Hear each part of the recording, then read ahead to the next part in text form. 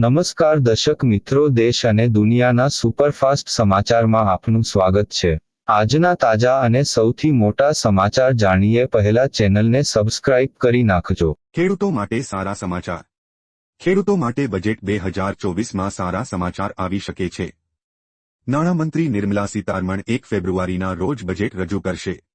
આગામી 2024માં લોકસભાની ચૂંટણી યોજાશે, તેથી સરકાર ખેડૂતોને ભેટ આપીને ખુશ કરવા માંગે છે। સૂત્રોના જણાવ્યા અનુસાર આ વખતે બજેટમાં કેટલીક ખાસ જાહેરાત કરવામાં આવશે, પરંતુ ખેડૂતો માટે કંઈક મોટી જાહેરાત થઈ શકે છે। ખેડૂતો માટે પીએમ કિસાન સન્માન નિધિ યોજનાના હપ્તામાં વધારો કરવાની જાહેરાત થઈ શકે છે। હાલમાં પીએમ કિસાન યોજના હેઠળ ખેડૂતોને વર્ષે 6,000 રૂપિયા મળે છે। 1 જાન્યુઆરી પહેલા મોટા ફેરફાર। 1 જાન્યુઆરી પહેલા 3 મહત્વપૂર્ણ કામ પૂર્ણ કરી લેવા જોઈએ, નહીંતર તમારો ફોન માત્ર એક બોક્સ બનીને રહી જશે। તમે સિમ કાર્ડથી લઈને યુપીઆઈ પેમેન્ટ સુધીના ઘણા કાર્યો પર તેની અસર જોઈ શકો છો। National payment corporation of India A payment apps અને ગૂગલ પે, પેટીએમ અને ફોનપે જેવી બેંકોને આવા યુપીઆઈ આઈડી અને નંબરને નિષ્ક્રિય કરવા કહ્યું છે જે 1 વર્ષથી વધુ સમયથી સક્રિય નથી। આ માટેની છેલ્લી તારીખ 31મી 20 ડિસેમ્બર 1923 રાખવામાં આવી છે। ઉત્તરાયણ પહેલા કડક આદેશ। ગૃહ રાજ્યમંત્રી હર્ષ સંઘવીએ આજે રાજ્યમાં ચાઇનીઝ દોરી અંગે સરકારના સખ્ત પ્રતિબંધનો પુનરોચ્ચાર કરી ચેતવણી આપી છે। તેમણે કહ્યું, આવી ગેરકાયદે દોરી વેચનાર અને ખરીદનારા સાવધાન રહે। તેમણે કોઈપણ નાગરિક ચાઇનીઝ દોરીના વેચાણ, સંગ્રહ કે ખરીદ જેવી કોઈ વિગતો ધ્યાને આવે તો ગૃહ વિભાગના ધ્યાને મૂકવા અનુરોધ કર્યો છે। સરકાર દ્વારા ચાઇનીઝ દોરી પર પ્રતિબંધ લગાવવામાં આવ્યો છે। અંબાલાલ પટેલની મોટી આગાહી।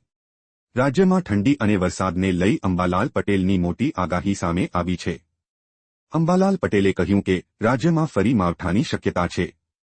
આગાહીકાર અંબાલાલ પટેલે આગાહી કરતા કહ્યું કે 1 થી 5 જાન્યુઆરી સુધીમાં વેસ્ટર્ન ડિસ્ટર્બન્સના કારણે ગુજરાતના હવામાનમાં પલટો આવશે। સાથોસાથ ગુજરાતના પૂર્વીય, દક્ષિણ અને સૌરાષ્ટ્રમાં કમોસમી વરસાદ પડી શકે છે। અંબાલાલ પટેલે કહ્યું કે 6 જાન્યુઆરીથી હવામાનમાં પલટો આવશે, તેમજ આ સમયે અરબસાગર અને પશ્ચિમ બંગાળમાં અસર રહેશે।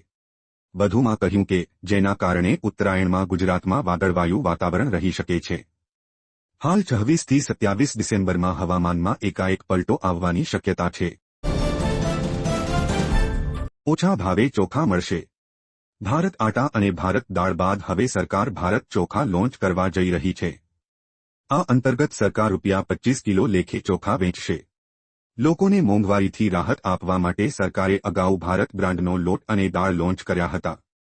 હવે સસ્તા ચોખા લોન્ચ કરવામાં આવી રહ્યા છે, જે નાફેડ અને એનસીસીએફ દ્વારા વેચવામાં આવશે। નોનબાસમતી ચોખા ₹50 પ્રતિ કિલોએ પહોંચી ગયા છે। આ સ્થિતિમાં સરકાર સસ્તા ચોખા વેચવા જઈ રહી છે।